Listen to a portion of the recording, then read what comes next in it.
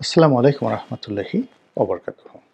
সম্মানিত দর্শক, দিন যত যাচ্ছে বর্তমান অন্তর্বর্তীকালীন সরকারের যে ভাবমূর্তি, কার্যক্রম এবং ভবিষ্যৎ জটিল থেকে জটিলতর হয়ে যাচ্ছে। দ্বিতীয়ত, দিন যত যাচ্ছে এই আন্দোলনের যে ফসল, এই ফসল সত্যিকারের যারা গৃহস্থ, অর্থাৎ এই আন্দোলন যারা করেছেন ছাত্র এবং জনতা, তাদের যে আশা আকাঙ্ক্ষা, সে আশা আকাঙ্ক্ষার মূলে ছাই দিয়ে এই আন্দোলনের ফসল, যাদের বিরুদ্ধে আন্দোলন করা হয়েছিল, তাদের ঘরে চলে যাওয়ার আশঙ্কা দেখা দিয়েছে। এখানে আমি সম্ভাবনা বললাম না, ইচ্ছে করি কথাটা আশঙ্কার কথা বলছি। এর কারণ হলো, বাংলাদেশের একেবারে খুব বুদ্ধিমান হওয়ার দরকার নেই, খুব অল্প বুদ্ধি যাদের রয়েছে, একেবারে তেলাপোকার মতো যাদের বুদ্ধি রয়েছে, তারাও জানেন যে ডক্টর মোহাম্মদ ইউনূসের সরকার যদি ব্যর্থ হয়, তাহলে এই বাংলার কত মানুষের তকদির ছিন্ন বিচ্ছিন্ন হয়ে যাবে, কত মানুষকে গৃহহারা হতে হবে, এবং পুরো বাংলা একেবারে রীতিমতো দুর্ভিক্ষের কবলে পড়ে যাবে। এতে কোনো সন্দেহ নেই। কারণ হলো, ধরুন আওয়ামী লীগের যারা পালিয়েছে, তারপরে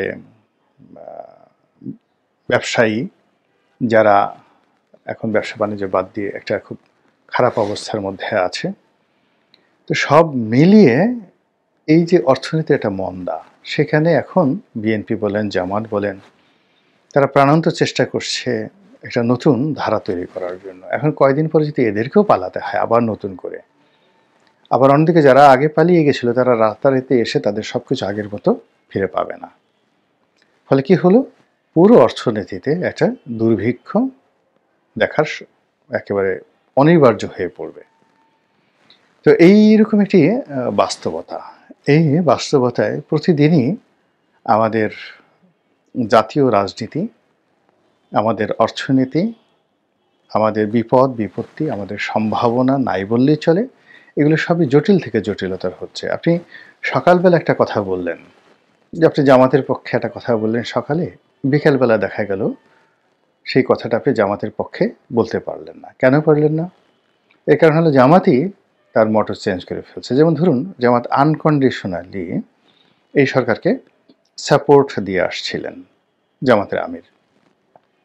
কিন্তু এই যে রিসেন্টলি একটা যে বৈঠক হলো, জাতীয় ঐক্যের বৈঠক হলো, তিনি সেই বৈঠকের পর কি হলো, হঠাৎ করে বললেন যে অতি দ্রুত নির্বাচন দিন, যত সম্ভব দ্রুত নির্বাচন দিন।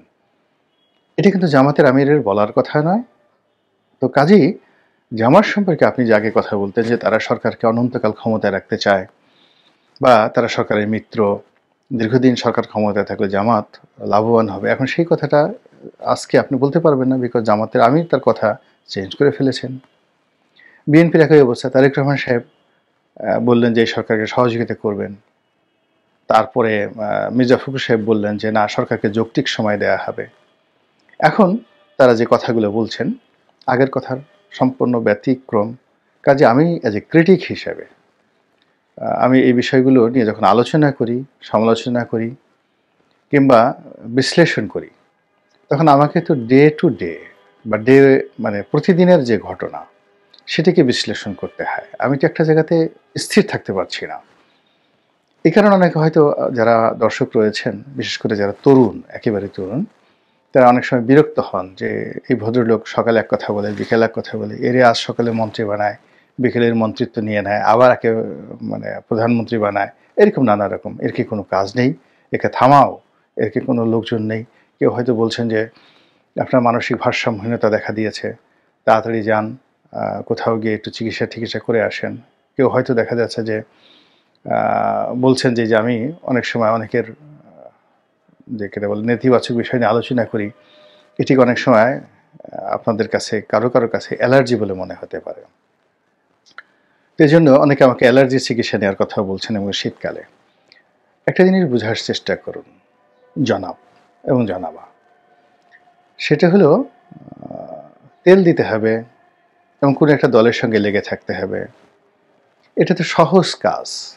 আওয়ামী লীগের যদি ৩৫% জনগোষ্ঠী ধরেন, গড়ে ৬ লাখ, ৬ কোটি, ৬ কোটি মানুষ তো আওয়ামী লীগ করছে, তারা তো সারা দিন রাত আওয়ামী লীগের কথা বলছে।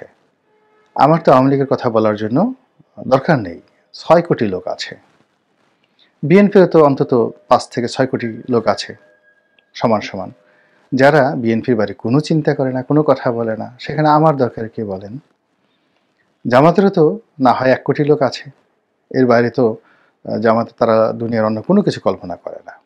তো এই যে এতগুলো মানুষ, আমি ৩টা দলের কথাই বললাম, এতগুলো মানুষ অর্থাৎ ৬ ৬ ১২ আর ১ ১৩ কোটি লোক এই ৩টা দলের মধ্যে যদি থাকে, তাহলে আমি একা, আমি কি এতটা নির্বোধ যে আমি এই এতগুলো লোকের সেন্টিমেন্ট, চিন্তা চেতনা, অভ্যাস, কাজকর্ম বাদ দিয়ে আমি যে কথাগুলো বলছি, একবার বিএনপির পক্ষে বলছি, একবার বিএনপির বিপক্ষে বলছি, একবার আওয়ামী লীগের পক্ষে বলছি, একবার আওয়ামী লীগের বিপক্ষে বলছি, কারণটা কি?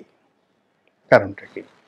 কারণটা শুধুমাত্র একটাই কারণ, সেটা হলো আমি যারা আমজনতা, যাদের স্বার্থ নেই, কথা বলার প্ল্যাটফর্ম নেই, তাদের পক্ষে কথা বলার চেষ্টা করছি, কোনো দলের ক্রীতদাস হয়ে নয়, কোনো দলের ক্রীতদাস হয়ে নয়। ১। ২ নম্বর হলো যে আমার যে রাজনীতি, ভবিষ্যতের মনোনয়ন, এটাকে আমি ছাইচাপা দিয়ে রেখেছি, ওটা সময় হলে দেখা যাবে।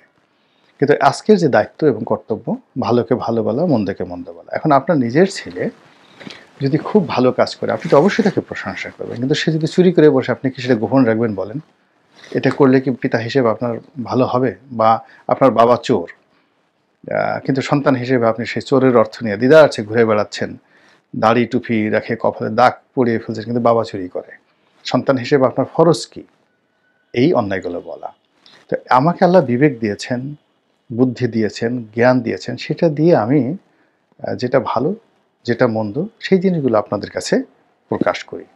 কিন্তু এটা নিয়ে যদি আপনি না বুঝে, কিংবা আমার প্রতি রহম না করে, কিংবা আপনি বুঝেন ঠিকই কিন্তু আমাকে দুটো গালি দেওয়া দরকার, আপনি দুটো গালি দিয়ে দিলেন, আমার কিচ্ছু হয় না, বরং আলটিমেটলি এটি আপনার প্রতি একটা জুলুম হয়ে যায়।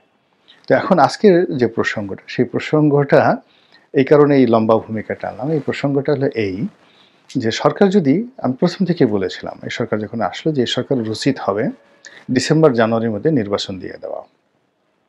কিন্তু সরকার তো ২ বছর, কোনো লোক প্রথমে বলেছিল ২ বছরের মধ্যে একটা নির্বাচন দিবে। সরকারের কোনো উপদেষ্টা বলেছিলেন যে ১ বছরের মধ্যে বা ১৮ মাসের মধ্যে নির্বাচন হবে। এখন তাদের সেই সকল কথাবার্তায় প্রধান উপদেষ্টা ভারী বিরক্ত হয়েছেন, জনাব ইউনূস।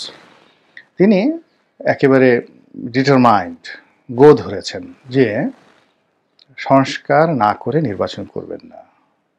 এবং এই একেবারে রিসেন্টলি দেখলাম বিদেশি এক ভদ্রলোক, বিদেশিদের দেখলে তার খুব হাসি পায় ডক্টর মোহাম্মদ ইউনূসের। এমনি বাংলাদেশের কোনো লোকের সাথে বসলে যে এতগুলো মিটিং টিটিং হয়েছে, তিনি হাসেন না, হাসেন। কিন্তু দেখলাম যে বিদেশি, সম্ভবত ফেসবুকের বা অন্য কোনো একটা প্রতিষ্ঠানের কোনো বড় কর্তা তার সঙ্গে দেখা করতে এসেছেন, এবং সেখানে তিনি যে হাসি দিয়েছেন, তার যে একটা সবচেয়ে যে উজ্জ্বলতার হাসি, সেই উজ্জ্বলতা হাসির একটা এই কার্বন কপি, যেটা আমার মনে হয় উপদেষ্টা হওয়ার পর এমন হাসি তিনি কখনো দেননি। নর্মালি তিনি বিদেশিদের সঙ্গেই স্বাচ্ছন্দ্য বোধ করেন, ইংরেজিতে কথা বলতে স্বাচ্ছন্দ্য বোধ করেন, হাত ঝুলিয়ে ঝুলিয়ে কথা বলতে স্বাচ্ছন্দ্য বোধ করেন।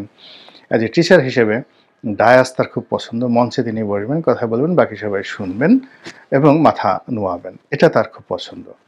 তো যাই হোক, এখন সেই ডক্টর মোহাম্মদ ইউনূস সর্বশেষ হাসতে হাসতে মনের আনন্দে যে কথাটি বলছেন যে যথাযোগ্য এবং প্রয়োজনীয় যে সংস্কার রয়েছে, সেই সংস্কার করেই তারপরে নির্বাচনের হবে। এখন এই যে সংস্কার, এটি একটা অনিশ্চিত বিষয়, অনির্ধারিত বিষয় এবং বিস্তৃত একটা বিষয়।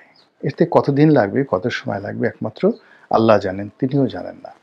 এখন যেখানে আমরা প্রতিদিনই নিত্য নতুন বিপদের মধ্যে পড়ছি, আমাদের অর্থনৈতিক সমস্যা বাড়ছে, সরকারের কোনো সফলতা দ্বারা আমরা স্বস্তিতে নেই, কোনো সফলতা দ্বারা আমরা স্বস্তিতে নেই।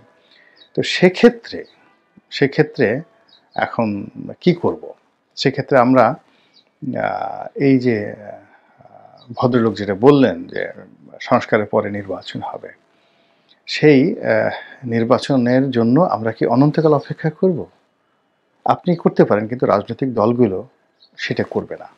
করবে না এই কারণে যে দিন যত যাচ্ছে ততই বিএনপি এবং জামাতের যে রাজনৈতিক সুফল এবং তকদির, এটি ক্রমশ যাকে বলে ঘোলাটে হওয়া শুরু করেছে। আর দিন যত যাচ্ছে ততই স্বৈরাচারের পায়ের আওয়াজ পাওয়া যাচ্ছে, তাদের কণ্ঠধ্বনি ক্রমশ যাকে বলা হয় বুলান্ত হচ্ছে।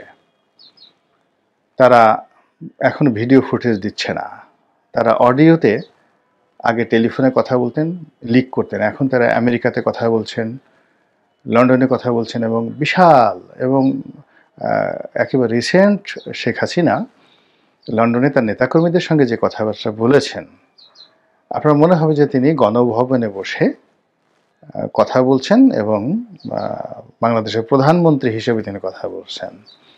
এবং তার যে সাহস, তার শক্তি, তার যে আত্মবিশ্বাস একটু চিড় ধরেনি। তিনি আগের মতোই হুমকি দিচ্ছেন, আগের মতোই ডক্টর মোহাম্মদ ইউনূসকে বিচার করতে চাচ্ছেন, ইত্যাদি আরও অনেক কিছু। আর যেটি হচ্ছে সেটি হলো যে ওনার যে রাজনৈতিক সহযোগী, সেই রাজনৈতিক সহযোগী হলো জাতীয় পার্টি। এখন জাতীয় পার্টি প্রথম কয়েকদিন চুপচাপ থেকেছে, এখন তারাও মাঠে নেমেছে। তারা অভিযোগ করছেন কেন তাদেরকে ডাকা হলো না।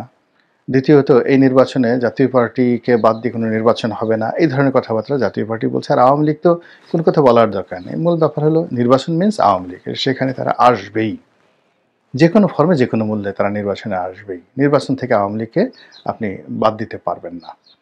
এর কারণ হলো তাদের একটা বিশ্বাস যে মাঠ তারা যেভাবে সাজিয়ে গেছেন, তাদের হাতে যে টাকা আছে এবং তাদের যে বিদেশি শক্তি আছে, এই সব মিলিয়ে নির্বাচনের মাঠে সরকার যেই থাকুক না কেন, ইউনূস থাকুক আর অন্য যে কোনো থাকুক, কিংবা আসিফ নজরুল যদি ভবিষ্যতে প্রধান উপদেষ্টা হন, তিনি যেই থাকুক না কেন, আওয়ামী লীগের এই শক্তিমত্তাকে অস্বীকার করতে পারবে না।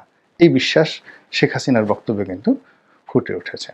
ফলে কি হলো, যদি নির্বাচন 1 বছর পরে হয়, 1.5 বছর পরে হয়, 2 বছর পরে হয়, তাহলে সেই নির্বাচনে আওয়ামী লীগ এবং জাতীয় পার্টি, তাদেরকে বাদ দেওয়ার কোনো শক্তি, সামর্থ্য, পরিবেশ এই বর্তমান অন্তর্বর্তীকালীন সরকারের থাকবে না, না, না।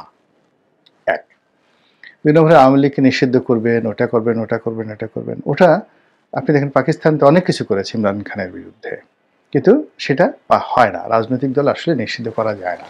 জামাতকেও আওয়ামী লীগ নিষিদ্ধ করেছিল, বঙ্গবন্ধু নিষিদ্ধ করেছিল, কিন্তু আলটিমেটলি সেটা টেকানো যায়নি।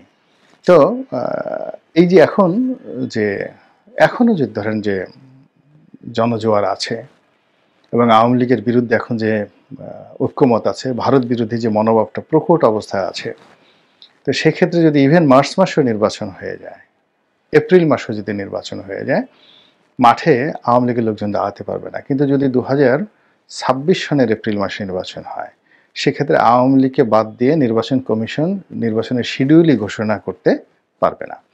তো এই যে একটা জটিল থেকে জটিলতার অবস্থার মধ্যে আমরা যাচ্ছি, তো সেখানে রাজনৈতিক দল, যারা স্টেক হোল্ডার, যারা ভোটার, তারা আতঙ্কগ্রস্ত, যারা সাধারণ মানুষ তারা বিভ্রান্ত, কিন্তু অন্যদিকে যারা এই সংস্কার করবেন, তারপরে এই অন্তর্বর্তীকালীন সরকারের উপদেষ্টা বা প্রধান উপদেষ্টা হয়েছেন, তারা সমন্বয়ক যারা আছেন, যারা ক্ষমতার স্বাদ পেয়েছেন, তারা এই ক্ষমতাটাকে প্রলম্বিত করার জন্য যে ম্যাটিকুলাস ফর্মুলা দরকার, সেই ম্যাটিকুলাস ফর্মুলা তারা অনুসরণ না করে তারা ঠিক সেই 111 সরকারের মতো যে সকল কর্মকাণ্ড করার চেষ্টা করছেন, তাতে করে তাদের যে রাজনৈতিক ভবিষ্যৎ, সেই ভবিষ্যৎ এবং তাদের যে শাসনতান্ত্রিক ভবিষ্যৎ এবং নিজেদের ব্যক্তিগত এবং সামাজিক যে ভবিষ্যৎ, সব কিছুই ঝুঁকির মধ্যে পড়ে যাচ্ছে। আল্লাহ আমাদের সবাইকে হেদায়েত দান করুন এবং হেফাজত করুন। আসসালামু আলাইকুম ওয়া রাহমাতুল্লাহি ওয়া বারাকাতুহু।